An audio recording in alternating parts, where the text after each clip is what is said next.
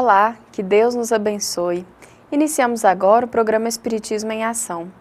Você já se questionou qual a importância do conhecimento de si mesmo?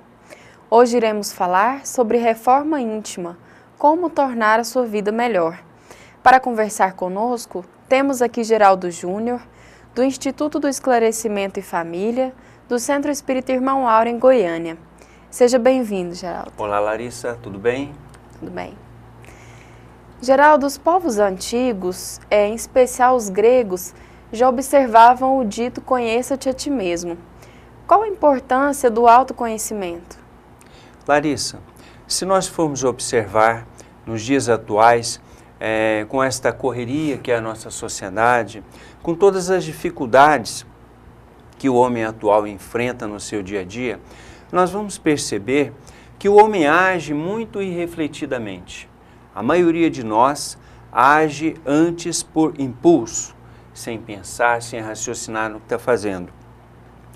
Muito bem, e com relação a esta atitude, em decorrência desta atitude, nós vamos perceber que o resultado desta ação impensada muitas vezes é funesto. Basta a gente pegar o exemplo do trânsito, que é muito comum, todos nós dirigimos em boa parte do dia, em alguns horários de maior pique de movimento, e é natural que muitas vezes a gente receba uma fechada no trânsito, ou às vezes feche alguém, dê uma barbeirada no trânsito, e em decorrência disso aí, muitas vezes a gente é xingado ou é levado a se irritar, de tal maneira que, se nós formos analisar várias tragédias que ocorrem na nossa sociedade, por exemplo, ocorre nesse momento, no trânsito. Diria eu que o trânsito é uma oportunidade de nós conhecermos quem realmente nós somos, porque ali nós, de regra, agimos irrefletidamente, mas não é apenas na questão do trânsito. No lar, entre o marido e a mulher, entre pais e filhos, muitas vezes nós não pensamos antes de agir. Nós agimos de forma impensada, inconsequente, respondemos de forma grosseira, deseducada para aquele que se dirige a nós. Então, em decorrência dessa nossa ação invigilante, dessa nossa ação impulsiva, impensada, nós atraímos muita coisa ruim para nós. E não apenas coisas pequenas, mal-estares, desavenças, relações são cortadas, mas até tragédias, grandes crimes são realizados na nossa sociedade por falta da pessoa pensar. Uma ofensa, alguém que mexe com a esposa de um homem, ou alguém que mexe com o marido de uma mulher, uma pequena mágoa, aquilo vai crescendo e pode chegar a uma tragédia. Se nós formos analisar, a maioria dos crimes que ocorrem na nossa sociedade, seja em decorrência de acidentes de trânsito, seja em decorrência de desavenças no próprio lar, nós vamos perceber que tudo, ou pelo menos 99% dessas ações poderiam ser evitadas se nós conhecêssemos melhor a nós mesmos, se nós refletíssemos antes de agir. O fato é que, ao agir impulsivamente, nós não imaginamos o risco que nós corremos. Todos nós já ouvimos aquela frase popular, 1 minuto de bobeira. E é o que ocorre conosco. Por 1 minuto de bobeira, por um momento em que nós não raciocinamos, nós podemos até estragar toda uma vida. A vida nossa e a vida de algum semelhante nosso. Mas também, nós não estamos falando de pessoas ruins, não. Nós não estamos nos referindo a pessoas efetivamente más.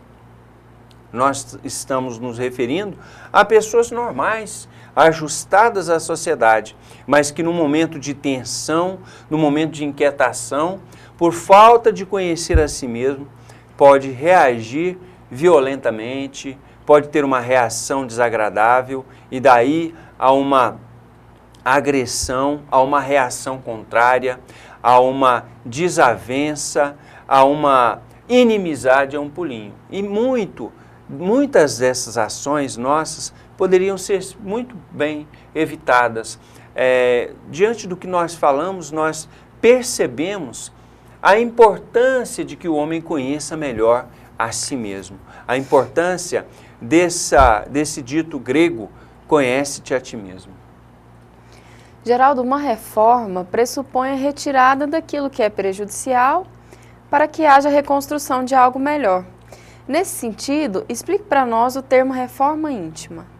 Muito bem. Nós aprendemos, e aqui estamos falando em nome da doutrina espírita, e antes que a doutrina espírita nos revelasse essa realidade, a própria Bíblia já nos traz lá no Gênesis que o homem foi criado à imagem e semelhança de Deus.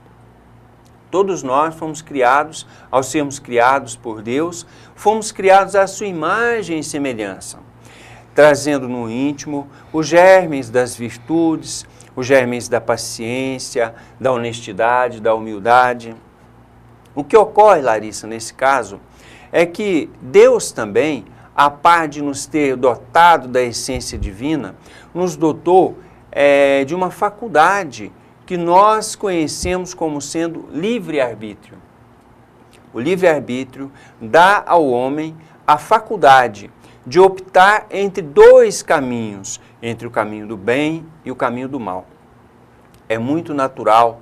E com relação a nós, os habitantes da Terra, a maioria de nós, infelizmente, optamos pelo caminho do mal. E ao optarmos pelo caminho do mal, pelo desrespeito às leis divinas, pelo caminho do egoísmo, do orgulho, nós nos habituamos a este mal. Nós criamos para nós uma segunda natureza, a par da verdadeira, da real natureza nossa, porque a nossa natureza é a natureza divina. Ao criarmos a segunda natureza para nós, nós nos habituamos ao mal e, naturalmente, impulsivamente, nós agimos a todo momento, irrefletidamente, seguindo aquilo que nós nos habituamos há vários e vários anos da nossa vida. E tem um acréscimo aí, a doutrina espírita nos fala da reencarnação. Então, Larissa, todos nós, encarnados aqui na Terra, contamos milhares e milhares de anos. Imagine você, em milhares e milhares de anos, em centenas de anos, em várias encarnações, a gente vem praticando o erro, praticando o mal, agindo de forma egoística, preocupado somente conosco, sem dar importância para o direito do próximo. Então é natural que a nossa primeira ação, diante de qualquer situação, é uma ação voltada para nós mesmos, voltada para nos beneficiar em detrimento do próximo. Aí nós temos a figura do mal. A reforma íntima nada mais é do que este trabalho contrário de reeducação, no sentido de nós nos habituarmos a fazer o bem que deveríamos fazer, a respeitar o direito do nosso próximo, a amar o nosso semelhante, que é o que havia ensinado Jesus há 2000 anos atrás. É fácil? Não, não é fácil, porque nós trazemos essas tendências, essas inclinações do passado, de inúmeras encarnações. Então é natural que a gente erre impulsivamente. Nós vamos para um breve intervalo e voltamos já com o programa Espiritismo em Ação. Continue conosco.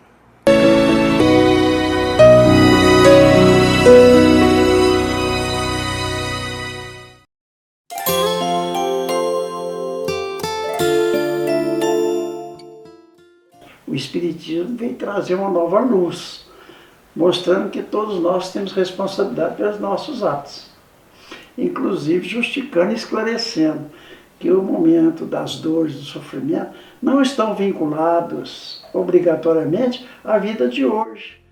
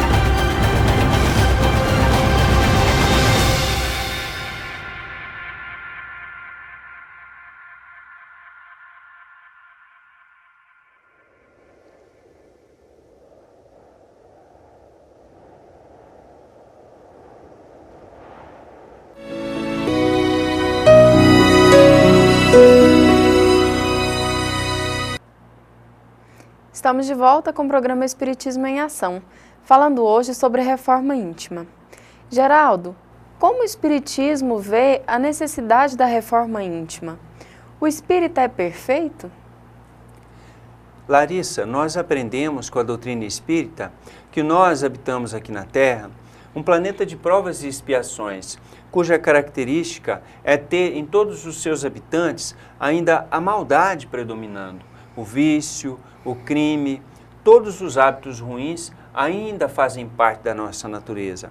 Então a Terra é um planeta reeducativo.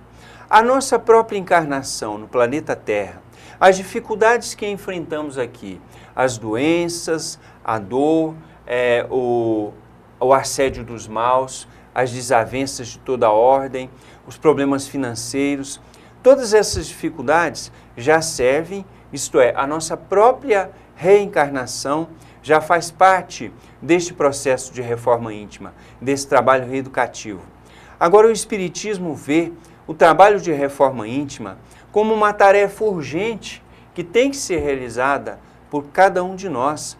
Porque se somos espíritos deseducados, se trazemos o nosso perispírito, se trazemos o nosso íntimo manchado em decorrência de centenas de vivências reencarnatórias, mal vividas, deseducadas, onde nos acostumamos com o desregramento, com a prostituição, com o vício, todas as espécies de vício, é necessário que nesse momento nós realizemos o trabalho contrário.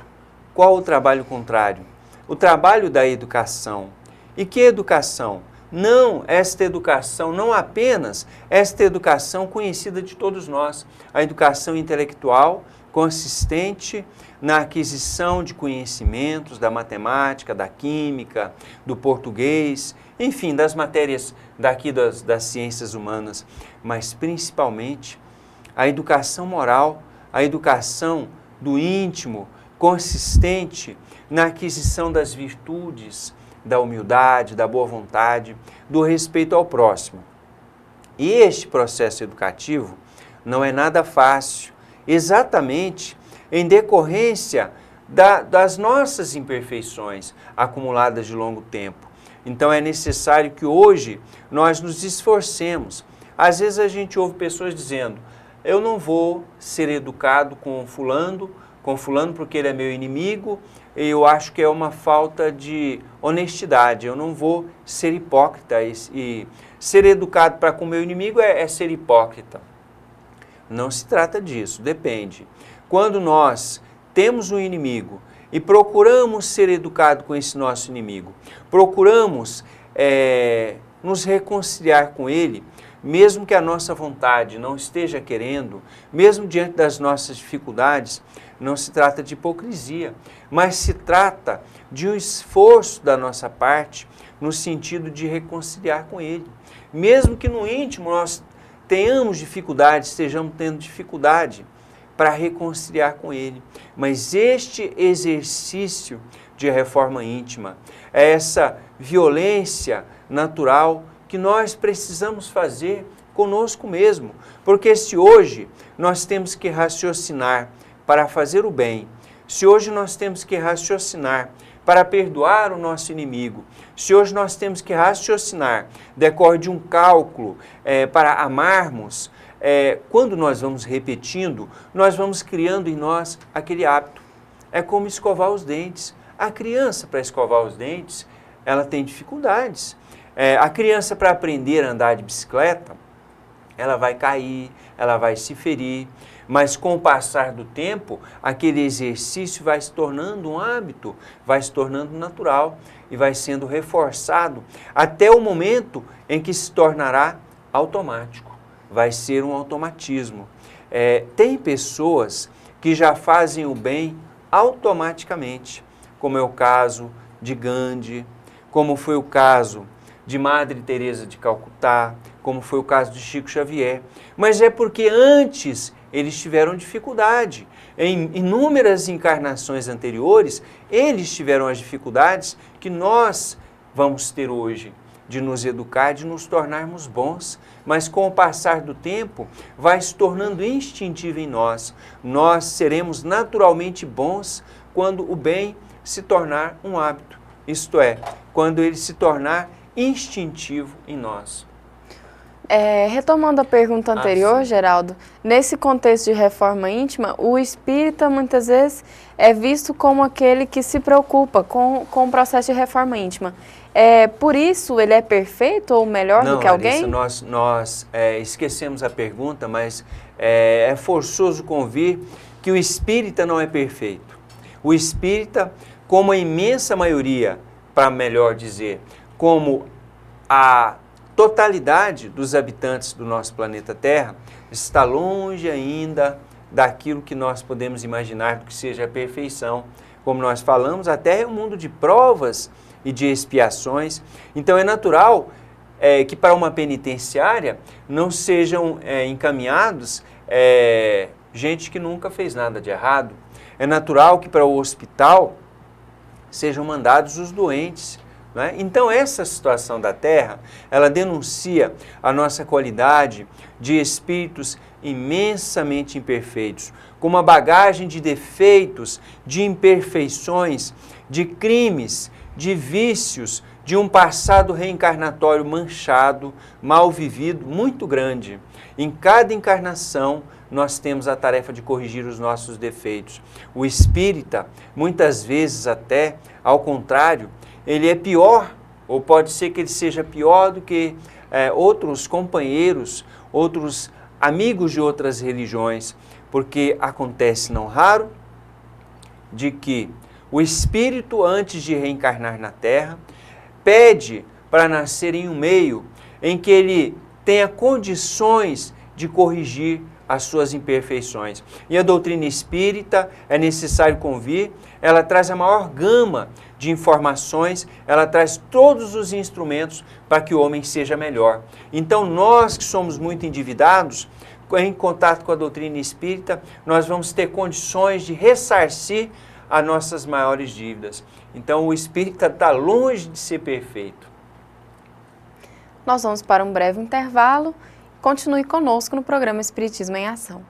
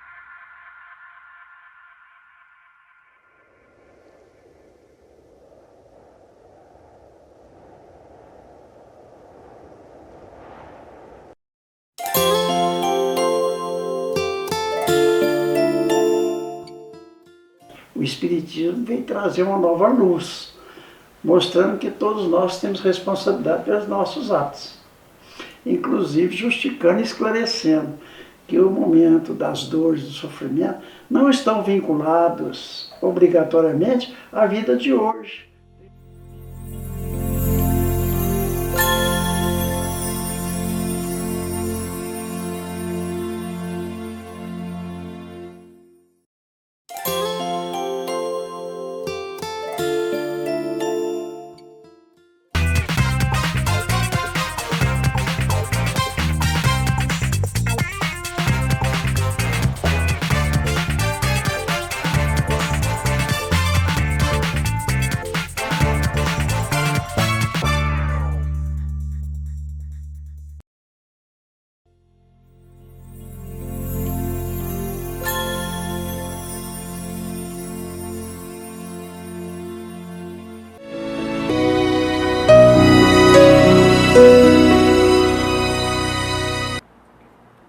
Estamos de volta com o programa Espiritismo em Ação, falando hoje sobre reforma íntima. Geraldo, existem exemplos de pessoas que se esforçaram para promover sua reforma íntima? Existem.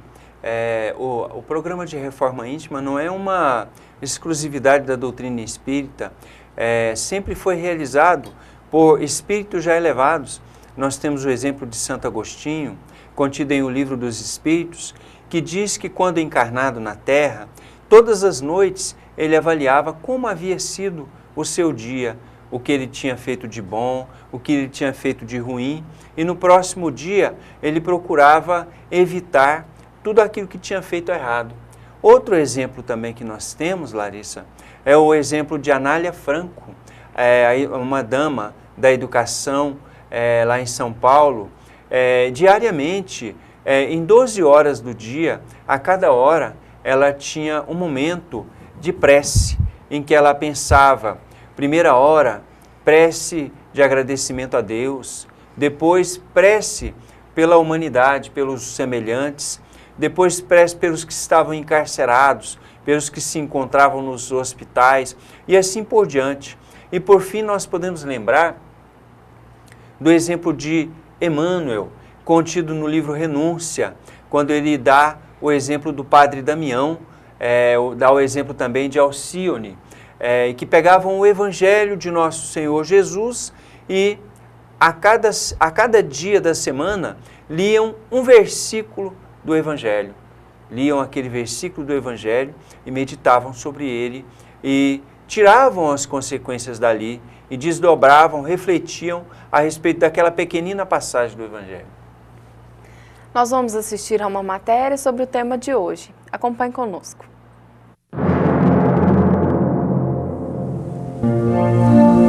Nestes momentos de transição, de tantos problemas e conflitos, uma pergunta podemos fazer: qual a maior necessidade do homem? Na opinião de Emmanuel, a maior necessidade da criatura humana ainda é a do conhecimento de si mesma. Como nos atesta Leon Denis, o supremo alvo é a perfeição. O caminho que para lá conduz é o progresso, que, segundo nos lembra Allan Kardec, consiste sobretudo no melhoramento moral, na depuração do espírito, na extirpação dos maus germens que em nós existem.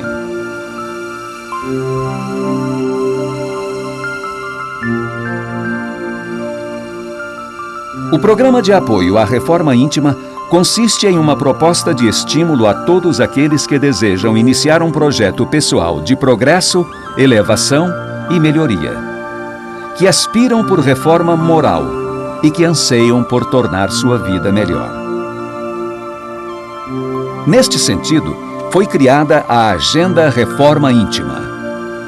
Trata-se de uma agenda diária, só que voltada especificamente para o processo de melhoria interior, sendo que a cada dia foram propostos exercícios, reflexões e metas de aperfeiçoamento íntimo. Em O Livro dos Espíritos, Santo Agostinho nos chama a atenção: fazei o que eu fazia quando vivi na terra. Ao fim do dia, interrogava a minha consciência, passava revista ao que fizera e perguntava a mim mesmo se não faltara a algum dever, se ninguém tivera motivo para de mim se queixar. Foi assim que cheguei a me conhecer e a ver o que em mim precisava de reforma. Aquele que todas as noites evocasse todas as ações que praticara durante o dia e inquirisse de si mesmo o bem ou o mal que houvera feito, rogando a Deus e ao seu anjo de guarda que o esclarecessem, grande força adquiriria para se aperfeiçoar, porque, crede-me, Deus o assistiria. Geraldo, como nós vimos na matéria, a Casa Espírita oferece métodos para estimular a reforma íntima. Através de que tipo de ações a Casa Espírita estimula a reforma íntima nos seus frequentadores? Sim, nós jamais poderíamos deixar de realizar essa tarefa de primeira necessidade. A Casa Espírita fornece uma gama de atividades que levam o seu frequentador à reforma íntima. Uma delas, a mais importante, Larissa, é a prática da caridade, que é o amor, como dizia Pedro, não é? São Pedro, o amor cobre a multidão dos nossos pecados. Mas tem uma atividade mais específica. Antes dos nossos cursos, antes das aulas de doutrina espírita, na nossa Casa Espírita, nós temos 30 minutos em que nós realizamos a tarefa de reforma íntima. 30 minutos que são divididos em 3 tempos de 10 minutos. O primeiro momento, nós levamos os nossos alunos dos cursos, incluindo nós, a nos unirmos em duplas. E nós ali, reunidos em duplas, vamos falar da nossa semana, das nossas alegrias, dos nossos anseios, das nossas dificuldades. Lembrando o que Tiago falava, confessai-vos uns aos outros. E os outros momentos são o uso de um livro, um romance de reforma íntima e o uso desta agenda, que é a Agenda Reforma Íntima. Caro telespectador, você que deseja saber mais sobre as atividades realizadas na Casa Espírita, em especial sobre o programa de reforma íntima, acesse o site ocentroespírita.com. O programa Espiritismo em Ação fica por aqui. Agradecemos a presença do Geraldo conosco no programa de hoje. Muita paz a todos, fiquem com Deus.